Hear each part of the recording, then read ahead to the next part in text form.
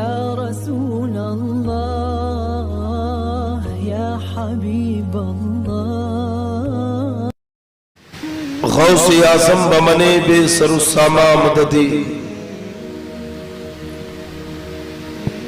قبلہ دی مدد کعبہ امام مددی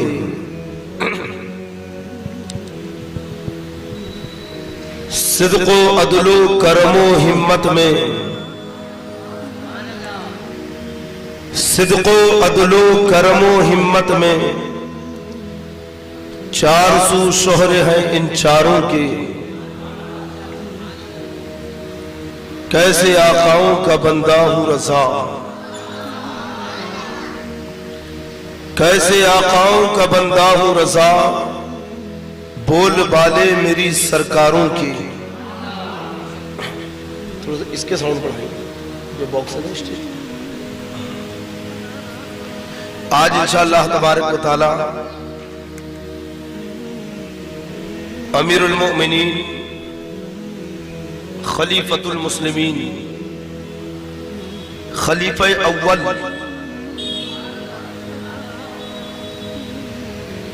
سیدنا سرکار ابو بکر صدیق رضی اللہ تعالیٰ عنہ کے ذکر پاک کی ہم سعادتیں حاصل کریں گے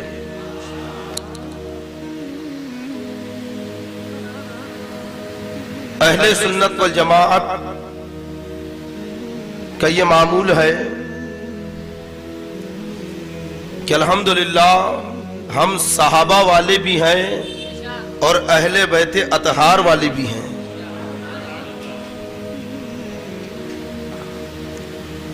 اور ہمارے دلوں میں دونوں کا احترام ہے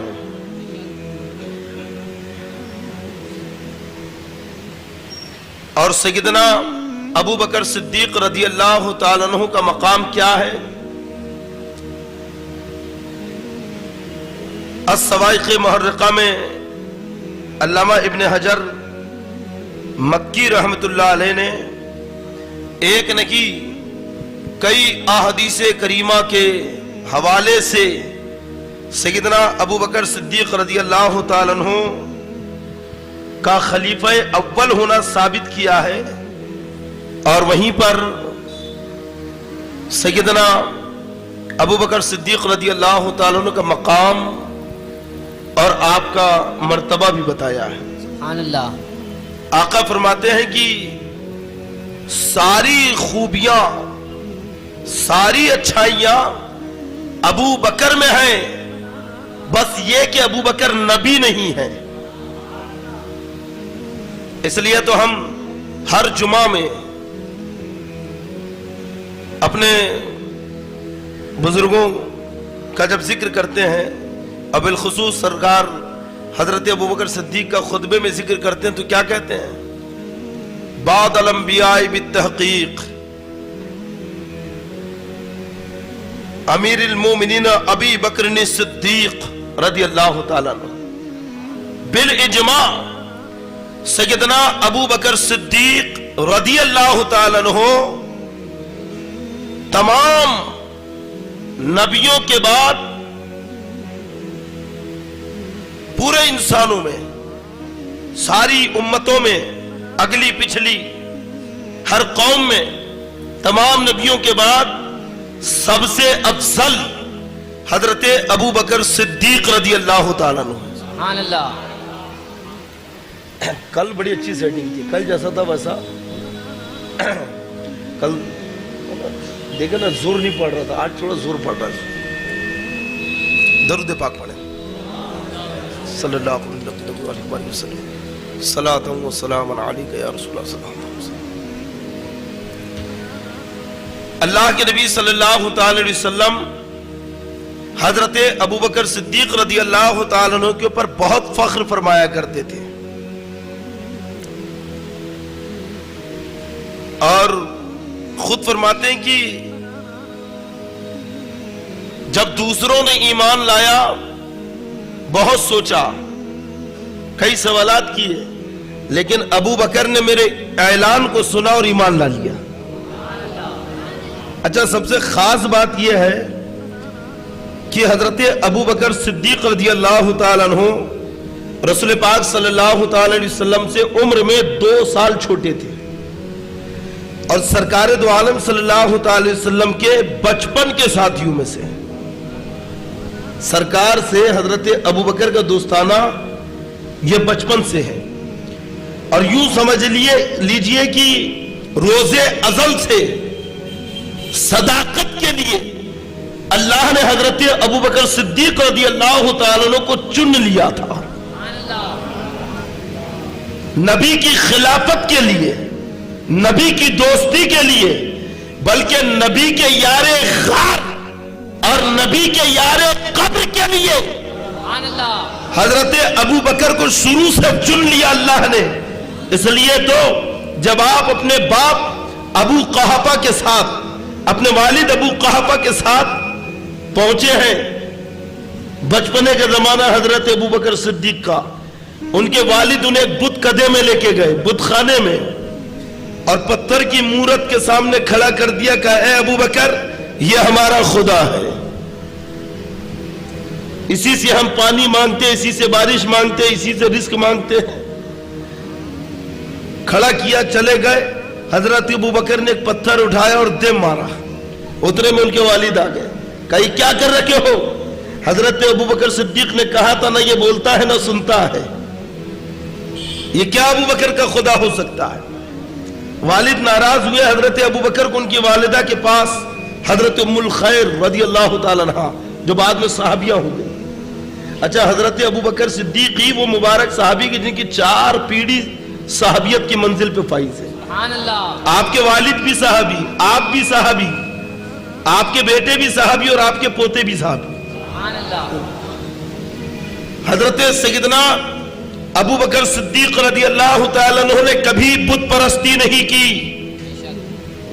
آپ کبھی شراب خانے میں نہیں گئے، کبھی ایام جاہلیت کی رسومات میں آپ ملوث نہیں ہوئے، بلکہ جہالت کے وہ کام جن سے عرب کے ہر ایک فرد کا دامن داغدار تھا، حضرت سیدنا ابو بکر صدیق اپنا دامن بچا کر چلتے رہے، کبھی جہالت کے کسی کام کی طرف آپ مائل نہیں ہوئے۔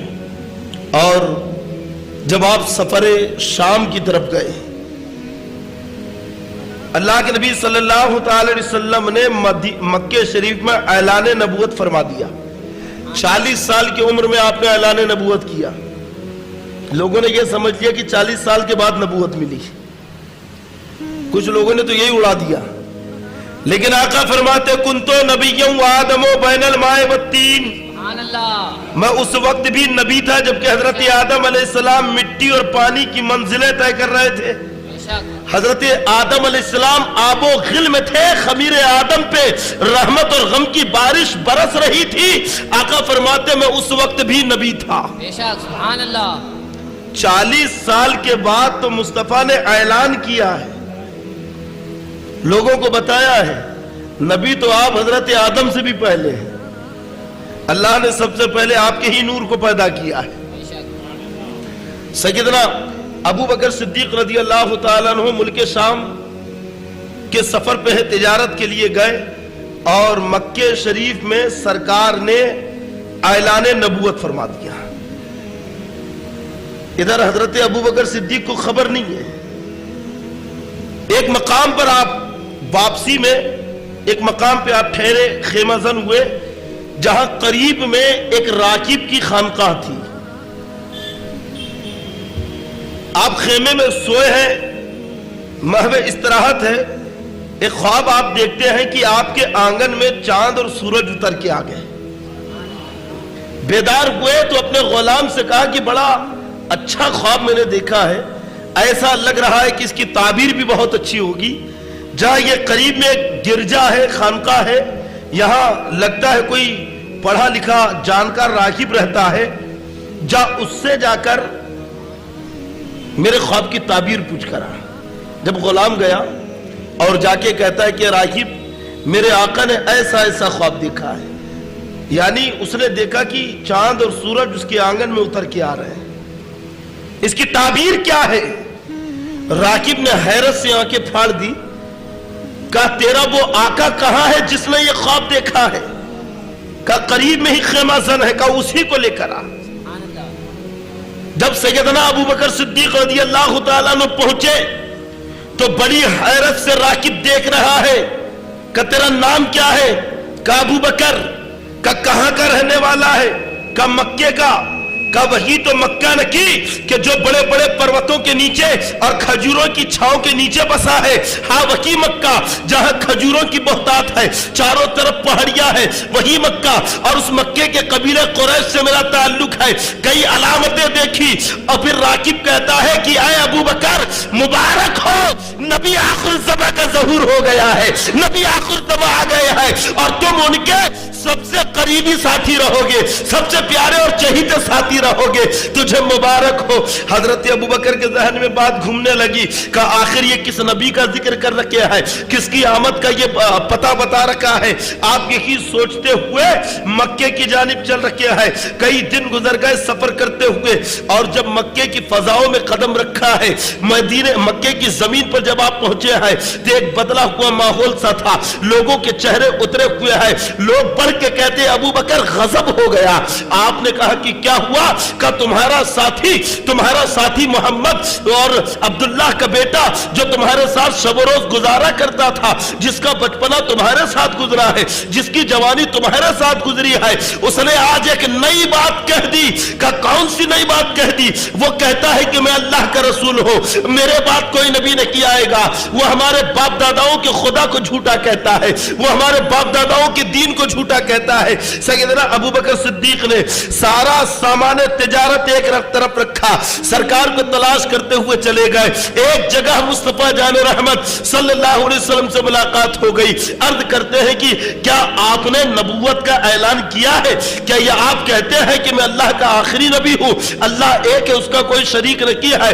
हजरत सिद्दीक अकबर ने जब ये सवालात किए, आका फरमाते कि हाँ अबू बकर, मैं अल्लाह का आखिरी नबी हूं, अल्लाह एक है, उसका कोई शरीक नहीं है। और जो दीन मक्के वाले अपनाए हुए हैं, ये दीन झूठा और बातिल है। अल्लाह का पसंदीदा दीन तो इस्लाम है। अरे अबू बकर आओ, मैं तुम्हें इस्लाम की दावत देता हूं। हजरत सिद्दीक अकबर कहते हैं कि अगर आप मुझे दावत देना की चाहते हैं और आपने ऐलान नबूवत किया है, तो अगर कोई मोजज़ा हो तो बता दे, कोई निशानी हो तो बता दे, कोई अलामत हो तो बता दे। तो आका ने फरमाया था, अरे अबू बकर मुल्क के सामने जो देख कर आ रखे हो, क्या वो निशानी कम है, क्या वो अलामत कम है? सिद्दीक अकबर ने जैसे ही सुना कदम ताज़ीम पे झुक गए, ला इलाहा इल्लल्लाह मुहम्मद रसूलुल्लाह पढ़कर हल्का बगोशे सलाम हो गए। सुभान अल्लाह, नारे अल्लाहु अकबर।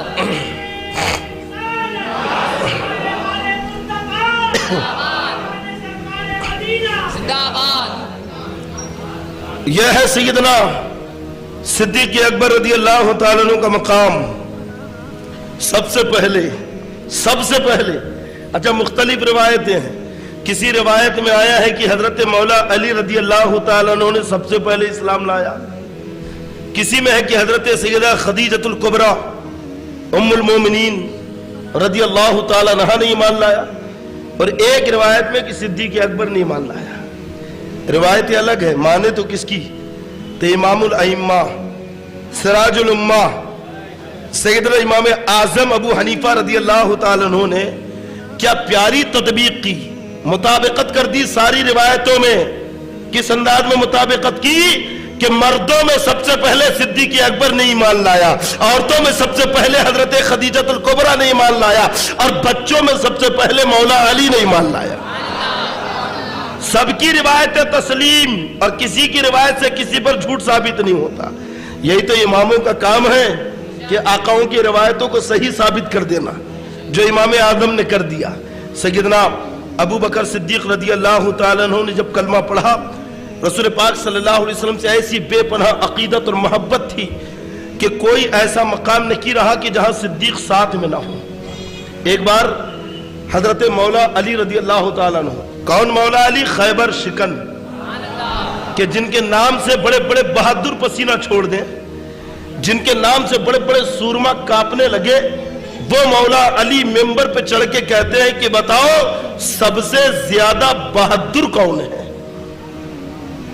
سب سے زیادہ، ارے جو لوگوں کی نظر میں خود ہی بہادر ہے وہ کہہ رہا ہے، تو لوگوں نے جواب دیا کہ اے علی آپ سب سے زیادہ بہادر ہیں۔ تو مولا علی کہتے کہ نہیں، میں بہادر نہیں، سب سے زیادہ، اس لیے کیونکہ میں تو اپنے مقابلے والے سے لڑتا ہوں جو میرے برابر ہوتا ہے۔ کہا آپ ہی بتائیں، کیونکہ ہماری نظر میں آپ سے زیادہ بہادر کوئی نہیں، اب آپ بتائیں کہ سب سے زیادہ بہادر کون ہے؟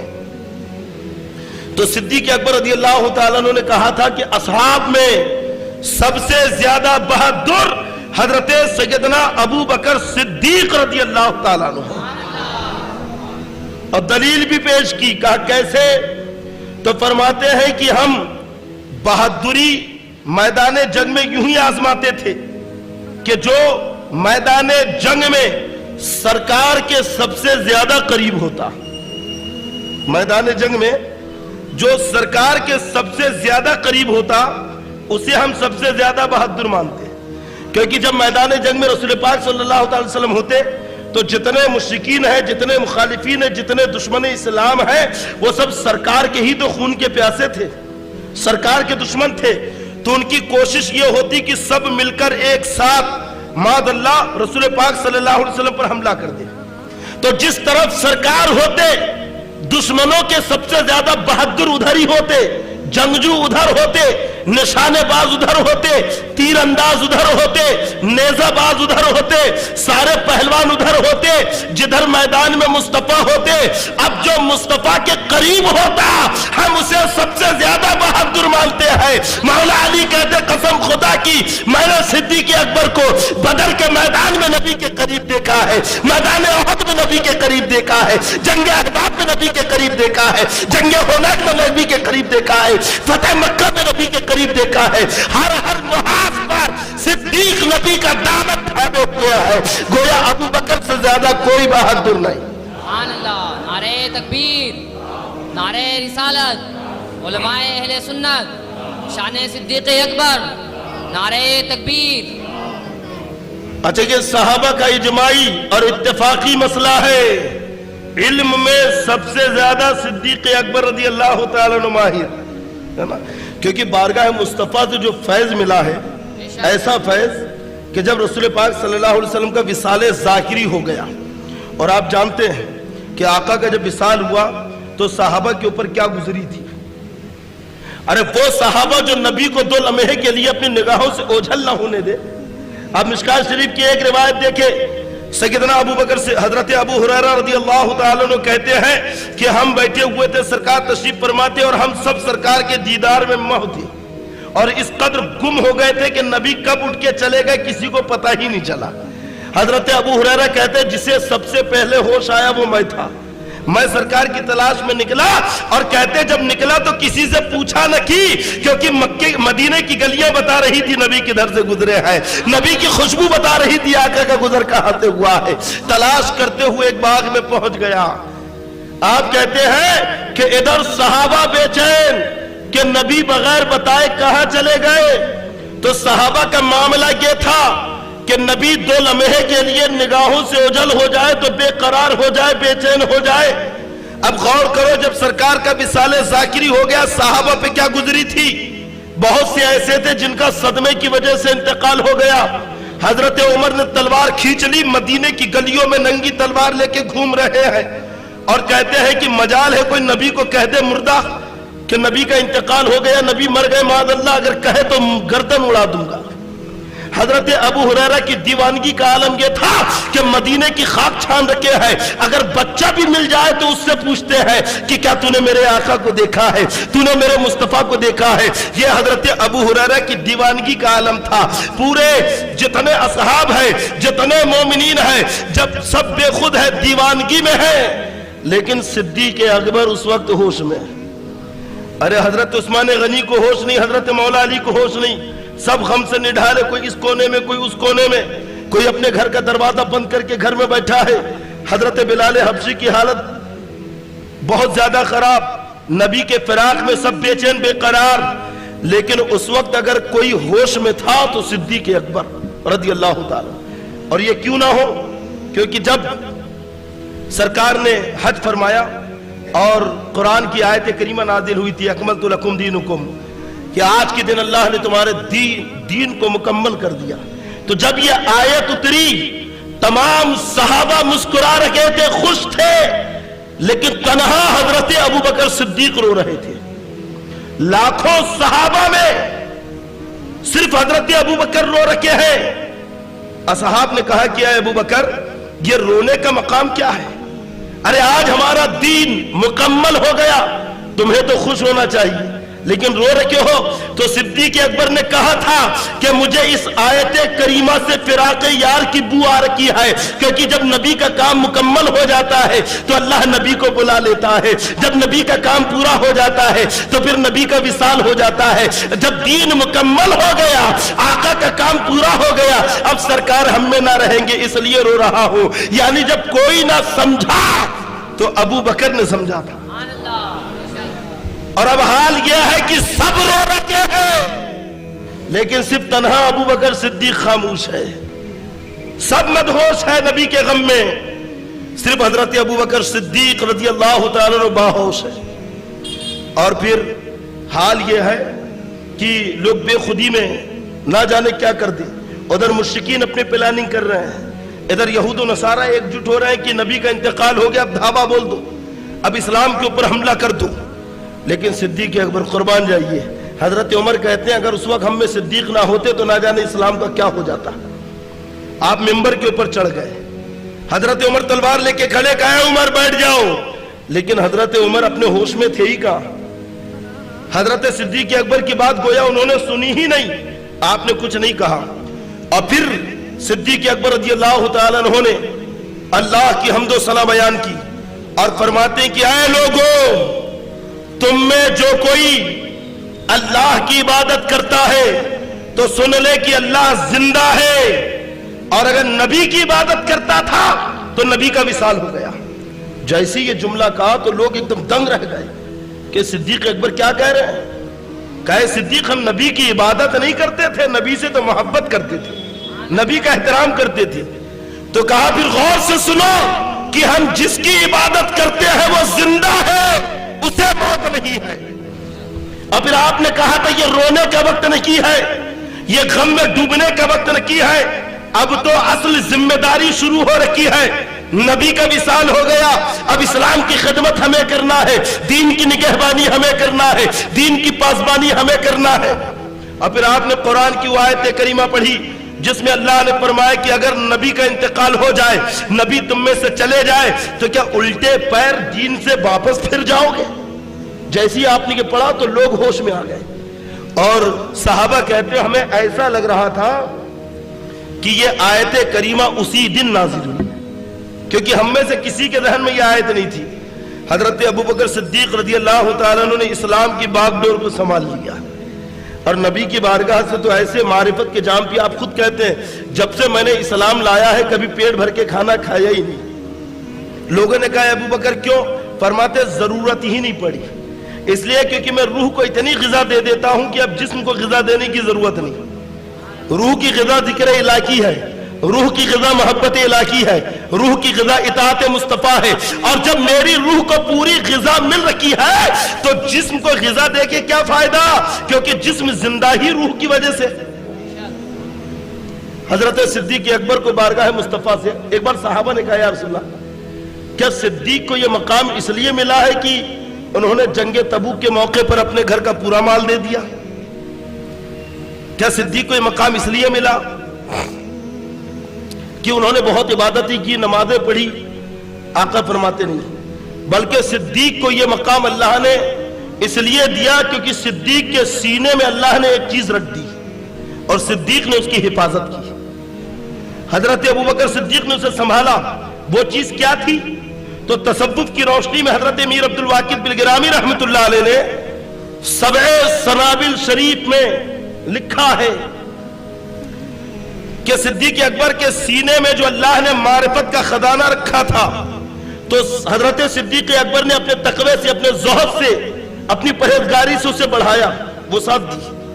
اور اس قدر وسعت دی کہ ایک اللہ کا ولی اس کے سینے اور دل کا عالم یہ ہے کہ قلب المومن عرش اللہ، مومن کا دل عرش الہی ہوتا ہے۔ ایک مومن جب اس کے دل میں اللہ کی معرفت آئے تو اس کا دل عرش الہی ہوتا ہے۔ عرش الہی کسے کہتے ہیں؟ عرش اتنا وسیع ہے کہ ساتوں زمین و آسمان کو جمع کر کے اگر عرش کے اوپر رکھ دیا جائے تو ایسا لگے گا جیسے کسی میدان میں گیند رکھی ہے۔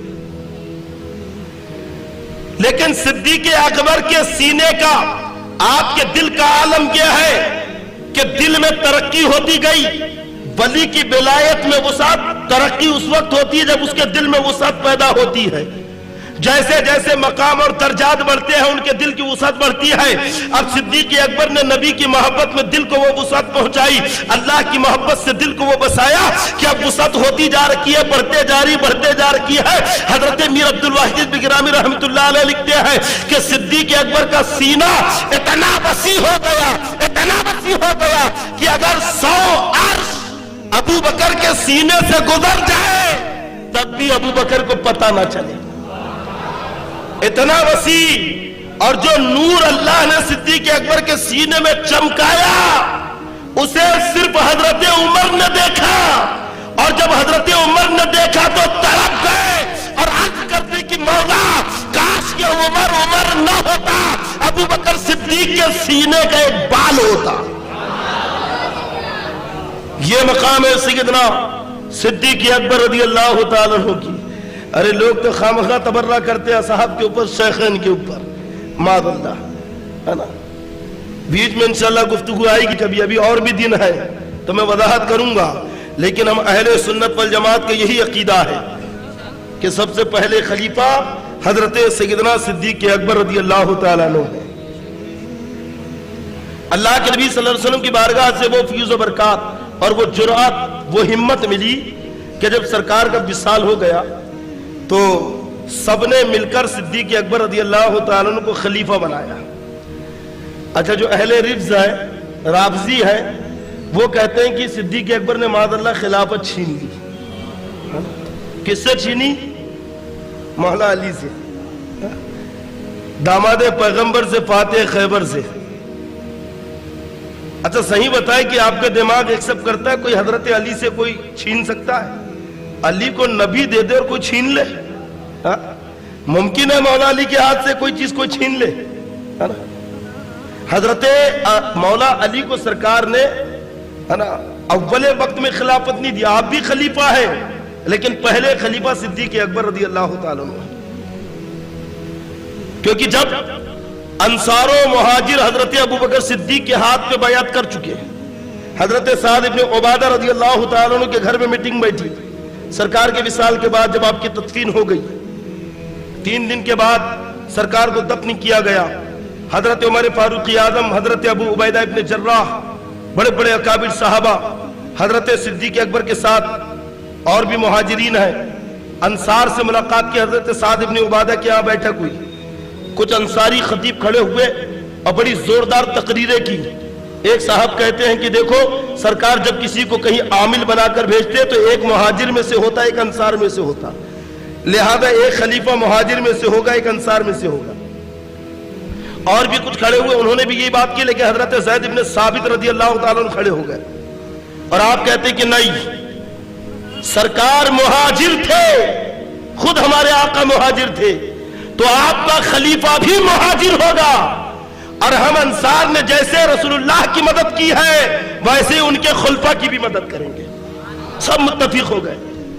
اور پھر حضرت ابو بکر صدیق رضی اللہ تعالیٰ جب ممبر پہ بیٹھے تو دیکھا کہ مجلس میں حضرت زبیر ابن عوام رضی اللہ تعالیٰ نے کیے۔ حضرت زبیر کون ہے؟ سرکار کے پھوپھی کے بیٹے۔ بلایا حضرت زبیر کو، کہا کہ زبیر آپ سرکار کے بھائی ہیں، پھوپھی کے بیٹے ہیں، اور آپ دین میں رخنا نہیں پڑھنے دیں گے۔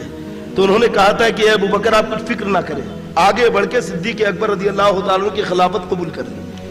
پھر حضرت ابو بکر صدیق نے دیکھا تو کہا کہ علی نہیں ہے، مجلس ایسی بیٹھی تھی، کہا علی کو بلاؤ۔ جب حضرت مولا علی رضی اللہ تعالیٰ عنہ تشریف لائے تو کہا کہ اے علی تم نبی کے چچا زاد بھائی بھی ہو، नबी के दामाद भी हो, लिहाजा मैं उम्मीद करता हूं कि तुम दीन का शिराजा बिखरने नहीं दोगे और दीन की तकवीयत के लिए हमारी मदद करोगे। तो मौला अली ने कहा था कि ऐ अबू बकर, आप कुछ फिक्र न करें, अरे जिसे नबी ने अपनी जिंदगी में आगे कर दिया है उसे कौन पीछे कर सकता है। जब नबी ने अपनी हयात में आपको हमारा ईमान बना दिया तो हम आपको कैसे पीछे कर सकते हैं। ये मौला अली ने कहा था। लोग खामखा बातें करते हैं कि मौला अली की खिलाफत छीन ली। अरे अगर नबी हजरत अली के ताल्लुक से कह के जाते कि मेरे बाद अली खलीफा होगा तो फिर ये शरीयत का मसला बन जाता, कानून बनता है कि नहीं।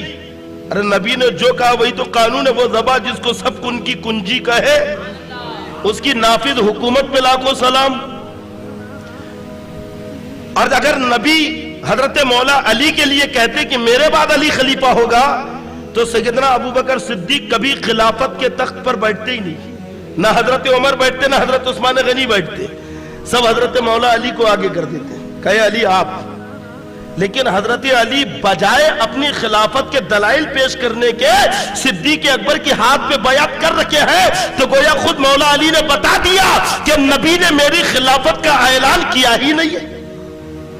समझ रहे हैं, हजरत अली की खिलाफत का ऐलान सरकार ने किया ही नहीं था।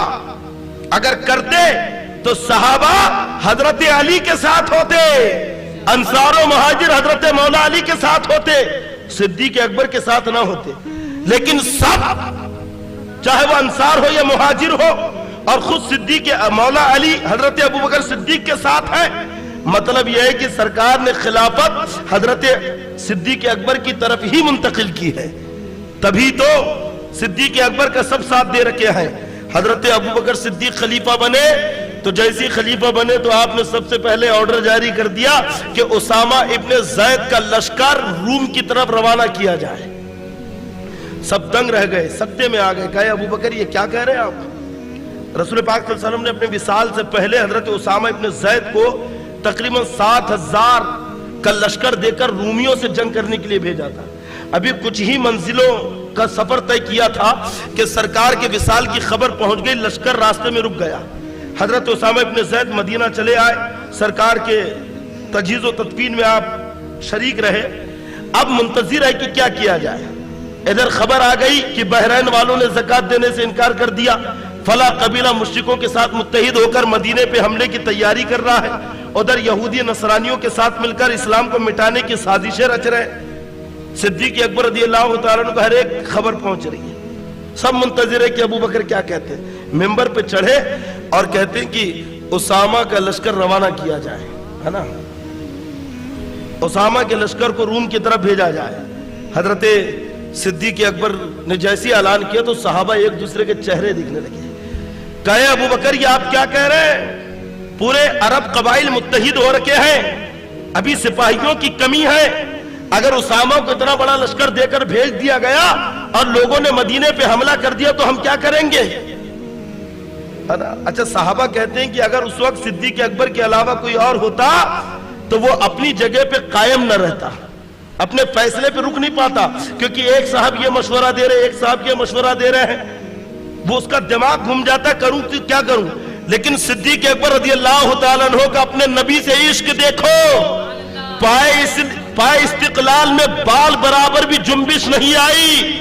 जब लोगों ने आपको मशवरा दिया कि अबू बकर उस उसामा के लश्कर को रवाना न किया जाए, रोका जाए, अगर हमारे ऊपर दिगर कबाइल ने हमला किया तो मुकाबला कैसे करेंगे, तो सिद्दीक अकबर ने कहा था कि सिद्दीक ये गवारा कर सकता है कि लोग उसकी बोटियां कर दे, उसकी हड्डियों के टुकड़े कर दे, लेकिन सिद्दीक कभी ये गवारा नहीं कर सकता कि जिस लश्कर को नबी ने भेजा है उस लश्कर को रोक दे। उसामा के लश्कर को अबू बकर ने न की, मोहम्मद रसूलुल्लाह ने रवाना किया है। अबू बकर रोक नहीं सकता है और आपने भेजा। इसमें हिकमतें सिद्दीक अकबर रज़ियल्लाहु ताला अन्हु की दिलेरी, जुरात, आपकी हौसला मंदी जाहिर होती है। और हिकमत भी देखो कि लोग सोच रहे थे कि अगर लश्कर मदीने से चला गया तो क्या होगा, लेकिन जब मदीने से निकला उधर बहरैन वालों को, उधर अरब के दिगर وہ قبائل جو متحد ہو رہے تھے اسلام کے خلاف پتہ چلا تو سب اپنے بل کے اندر چھپ گئے کہ مسلمان تو بڑے بہادر ہیں، جب رومیوں سے لڑ سکتے ہیں تو ہمیں یوں ہی کچل دیں گے۔ کسی قبیلے کی ہمت نہیں ہوئی کہ مدینے کے اوپر حملہ کرے۔ یہ ایک نفسیاتی حملہ تھا جو حضرت صدیق اکبر نے حضرت اسامہ ابن زید کے لشکر کو بھیج کر دشمنوں کے ذہنوں پر کیا تھا۔ حضرت صدیق اکبر رضی اللہ تعالیٰ عنہ کی جرأت اور آپ کی جواب مردی، نبی سے محبت، آپ کے فیصلے، یہ خود اپنی جگہ ایک عنوان ہے، اپنی جگہ ایک موضوع ہے۔ اگر کسی ایک پہلو پہ بات کی جائے تو قسم خدا کی ایک طویل وقت درکار ہے۔ حضرت صدیق اکبر جب تخت خلافت پہ بیٹھے ہیں تو ایک الزام اور رابضی صدیق اکبر رضی اللہ تعالیٰ عنہ پہ لگاتے ہیں کہ باغ فدق یہ ایک باغ تھا، زمین تھی جو رسول پاک صلی اللہ علیہ وسلم کی ملکیت تھی، ہے نا۔ آج طاقت بہت لگ رہی ہے یار بولنے میں، بہت زور لگ رہا ہے۔ باغ فدق جو ہے ایک مقام، ایک زمین، ہے نا، یہ سرکار دو عالم صلی اللہ علیہ وسلم کی ملکیت تھی، اور پھر جب سرکار کا وصال ہوا تو اس کی حفاظت کی ذمہ داری حضرت صدیق اکبر کے اوپر آ گئی۔ حضرت ابوبکر صدیق نے جب وہ ذمہ داری سنبھالی تو حضرت فاطمہ الزہرا رضی اللہ تعالیٰ عنہ آپ کے پاس گئی، کہا کہ ہمارے والد کا جو ترکہ ہے، ترکہ سمجھتے نا، انتقال ہو جائے تو جو وراثت سے حصہ دیا جاتا ہے، دیتے نا آپ؟ ارے آپ لوگ بھی دیتے ہیں کہ نہیں دیتے، برابر تو ہوتا ہی نہیں ہے نا۔ ہر آدمی اپنے پراپرٹی وراثت کے لیے، جبکہ باپ کو چاہیے کہ اولاد میں شرعی اعتبار سے برابر تقسیم کر دے۔ اکثر لڑکیوں کو نہیں دیا جاتا، جبکہ لڑکی کا بھی حصہ ہوتا ہے باپ کی ملکیت میں، ہے نا، اس کی بیوی کا، بچوں کا، بیٹی کا، اس کا بھی حصہ رہے گا۔ اور یاد رکھو کہ کبھی کسی کا حصہ دبانے کی کوشش نہیں کرنا، ورنہ ہوتا یہ ہے کہ باپ بڑا بیٹا ہے، ذمہ دار ہے کر کے اس کے نام پہ کچھ چیزیں کر دیتا ہے، ملکیت تو باپ کی ہے لیکن کسی ایک کے نام پہ نہیں ہو سکتی، سنبھال لے اس لیے۔ لیکن جب وہ بڑا ہوتا ہے، اس کی شادی ہو جاتی ہے، اس کے بچے ہوتے ہیں، تو اب نیت تھوڑا سا ڈگمگا جاتی ہے، اور کچھ تو عورت حاوی ہو جاتی ہے کہ کہاں دے رہے چھوٹے بھائی بہنوں کو، تو بیچارے چھوٹے بھائی بہن خالی ہاتھ رہ جاتے ہیں، پراپرٹی ایک بھائی کے قبضے میں۔ جبکہ آقا فرماتے ہیں کہ اگر کوئی کسی کی زمین پر، بالشت بھر زمین پر، سرکار نے مثال دی، بالشت بھر ایک مشتل، اگر اس کے اوپر قبضہ کیا تو بتائیے اگر اتنی زمین پہ قبضہ کیا تو یہ وبال، اور جو اگر کئی اسکوائر فٹ پر، کئی ایکڑ پر قبضہ کر لے تو اس کے اوپر کیا وبال آئے گا۔ آقا فرماتے کل میدان محشر میں 7 طبق، یہ پہلی زمین سے لے کر نیچے کی 7ویں زمین تک اللہ اٹھا کر اس کے اوپر رکھ دے گا، کہے گا لے، اسی زمین کے لیے تو نے اپنے بھائی کا حق مارا، اپنی بہنوں کا حق مارا، اپنے رشتہ داروں کا حق مارا، لے۔ ایک تو ویسی بوجھ، پھر زمین کا بوجھ، اور پھر آپ کریں گے بھی کیا، کیونکہ ملے گی تو اتنی زمین جتنی اللہ نے لکھ دی ہے نا۔ زمین میں جانے کے بعد لے جا سکتے ہیں آپ، اس لیے دنیا کے لیے کبھی اپنے ایمان کے رشتوں میں خراش مت آنے دو اور حقوق کی ادائیگی برابر کرو۔ حضرت فاطمہ الزہرا کہتی ہیں کہ اے ابو بکر، میرے والد کا جو حصہ چھوڑا گیا ہے وہ مجھے وراثت میں چاہیے۔ اچھا، ایک روایت میں حضرت عائشہ سے بھی کہا گیا کہ دیگر ازواج مطہرات نے حضرت عائشہ سے کہا کہ چلو حضرت ابو بکر صدیق رضی اللہ تعالیٰ عنہ سے ہم اللہ کے نبی صلی اللہ علیہ وسلم کی زمین کا باغ فدق کا حصہ مانگیں، کیونکہ ازواج کا بھی حق ہے۔ اچھا، ایک خاص بات اور میں آپ کو بتاؤں کہ سرکار کا جب وصال ہوا تو آپ کی اولاد میں سے صرف حضرت فاطمہ کی باحیات تھی۔ سرکار کے جتنے بھی بیٹے اور بیٹیاں ہیں حضرت فاطمہ کو چھوڑ کر وہ سب سرکار کے سامنے ہی وصال کر گئے تھے۔ بیٹیوں میں صرف حضرت فاطمہ باحیات تھی اور باقی ازواج تو گویا مال کے اوپر، باغ کے اوپر جو حصہ بتا رکھی ہے وہ ازواج بھی بتا رکھی ہے اور حضرت فاطمہ بھی کہہ رہی ہے۔ لیکن صدیق اکبر رضی اللہ تعالیٰ عنہ نے کہا کہ نہیں، کیونکہ میں نے خود رسول پاک صلی اللہ علیہ وسلم سے سنا ہے کہ لا نریث ما ترکناہ صدقۃ، آقا نے فرمایا کہ ہم نبیوں کا کوئی وارث نہیں ہوتا ہے، ہم جو مال چھوڑتے ہیں وہ سب صدقہ ہے۔ نبی اپنا وارث کسی کو نہیں بناتا۔ اچھا وارث نہیں بناتے تو پھر حدیث میں آیا ہے العلماء ورثۃ الانبیاء، آیا نا علماء انبیاء کے وارث ہے، کیا مطلب؟ یعنی نبی مال و دولت میں کسی کو وارث نہیں بناتے ہیں، ہاں علم کے وارث ہیں، اور وہ علماء ہیں۔ علماء نبی کے وارث ہے یعنی علم۔ حضرت عائشہ صدیقہ رضی اللہ تعالیٰ عنہ نے بھی یہی فرمان دیگر ازواج مطہرات کو سنائے کہ نہیں، لا نورثا، سرکار نے کہا ہمارا کوئی وارث نہیں ہے، ما ترکناہ صدقۃ، جو ہم چھوڑے وہ سب صدقہ ہے، وہ غریبوں کا حق ہے۔ اس لیے باغ فدق کی ذمہ داری صدیق اکبر رضی اللہ تعالیٰ عنہ پہ آئی، اور جو آمدنی ہوتی غریبوں پہ خرچ کی جاتی۔ بعد میں حضرت عمر کی تحویل میں آیا، پھر دیگر خلفاء آتے گئے، ان کی تحویل میں آتا گیا، اور اس کی ساری آمدنی انکم یہ خرچ ہوتی گئی۔ اچھا وراثت کی تقسیمی ہے نا، سرکار نے کہا کہ وارث نہیں ہے، کیوں کہا؟ وراثت کس کے مال میں سے ملتی ہے؟ باپ مر گیا تو وراثت اس کی اولاد میں ملے گی۔ باپ کا انتقال ہو گیا، باپ مر گیا تو اب زمین چھوڑی ہے، پیسہ چھوڑا ہے، مکان چھوڑا ہے، تو وراثت میں بچوں کو جو شریعت نے حق رکھا ہے، کس کا کتنا حصہ ہے برابر اسے تقسیم کیا جائے گا۔ کیا جائے گا کہ نہیں؟ ایک صاحب کا انتقال ہو گیا، 5 بیٹے ہیں، 4 لڑکیاں ہیں، انہوں نے برابر مفتیان اکرام سے مشورہ لے کر انہوں نے تقسیم کر لیا۔ ہم نے کہا تقسیم کیوں کر لیا؟ کہ باپ کا انتقال ہو گیا، باپ مر گیا، اس لیے ہم نے وراثت بانٹ لی۔ تو پتہ چلا کہ وراثت اس وقت بٹتی ہے جب آدمی مرتا ہے۔ اگر آدمی مرا تو وراثت بٹے گی، اور نبی مرے نہیں ہے، زندہ ہے، اس لیے نبی کی وراثت بٹتی نہیں ہے۔ آقا نے فرمایا لا نورث ما ترکناہ صدقۃ، ہم نبیوں کا کوئی وارث نہیں، اس لیے کہ وارث ان کے ہوتے ہیں جو دنیا سے مر کے گزر جاتے ہیں۔ نبی تو زندہ ہے، اور جب زندہ ہے تو وارث کیسے؟ اس لیے آقا نے فرمایا کہ نبیوں کی وراثت تقسیم نہیں ہوتی، اور خود فرماتے آقا کہ ان اللہ حرم علی الارض ان تاکل اجساد الانبیاء فنبی اللہ حی یرزق، اللہ نے زمین پر حرام کر دیا ہے کہ نبیوں کے جسموں کو کھائے۔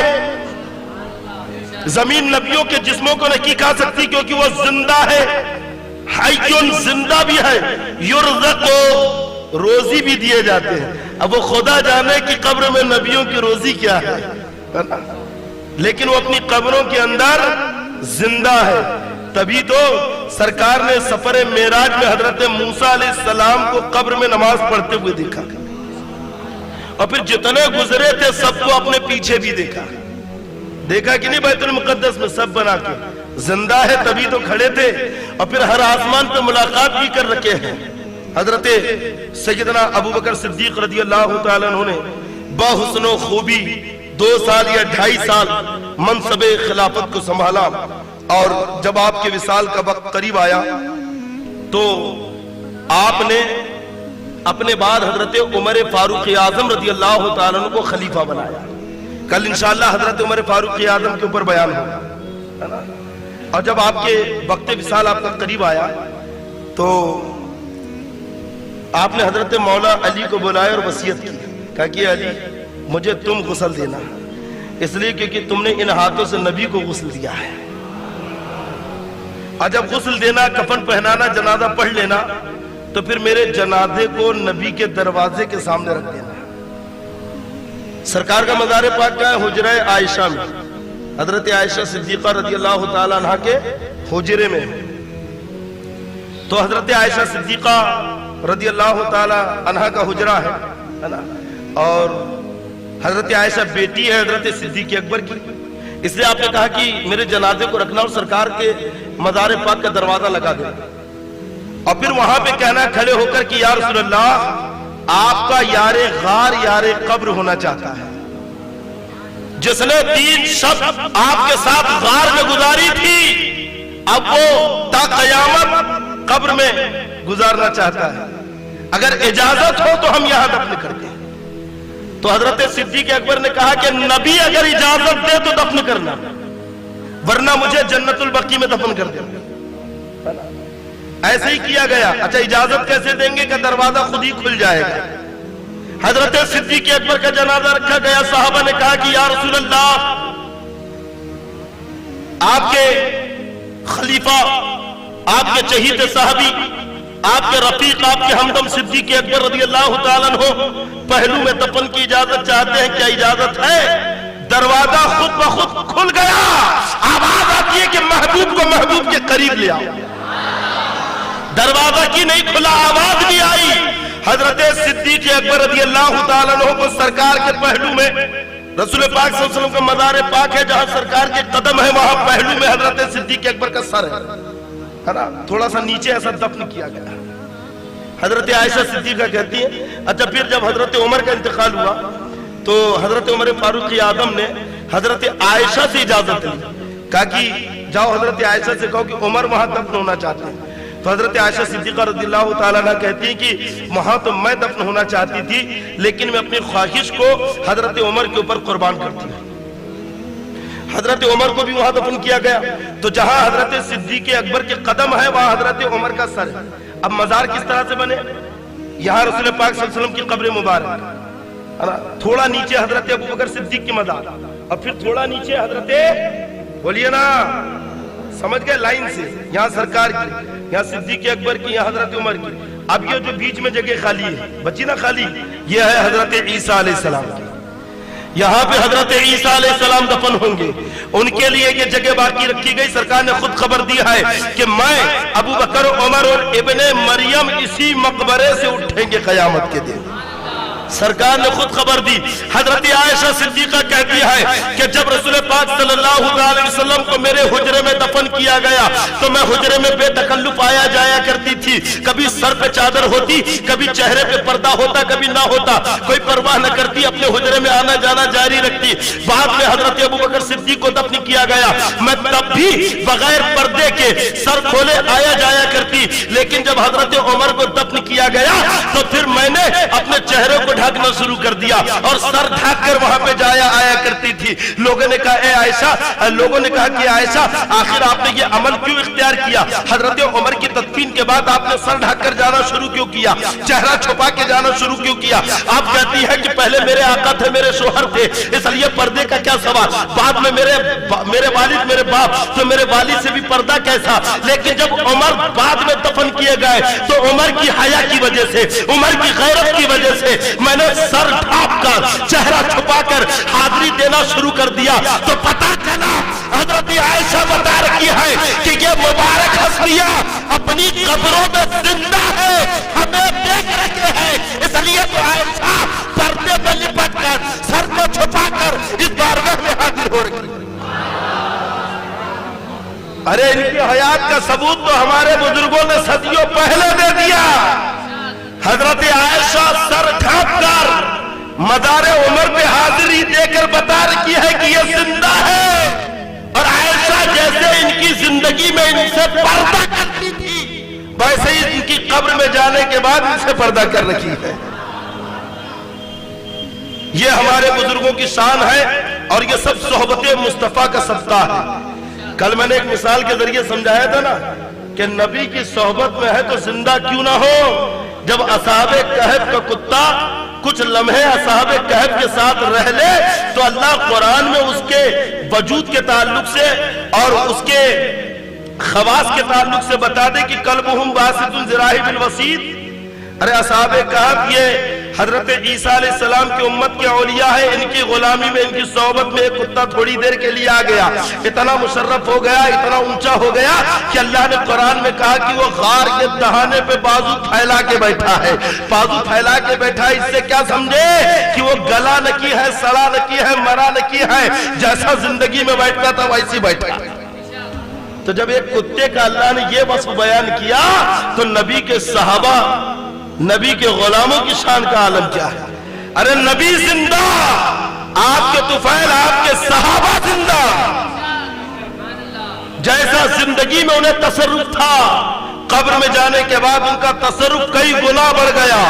رب تبارک و تعالی ہمیں اصحاب مصطفیٰ سے سچی محبت کی توفیق عطا فرمائے، اہل بیت اطہار کا ادب و احترام کرنے کی توفیق عطا فرمائے، اور جو صحابہ اور اہل بیت اطہار میں تفریق کرے، دونوں کی محبت میں فرق کرے، ایسے بد باطن لوگوں سے ہمیں دور رہنے کی توفیق عطا فرمائے۔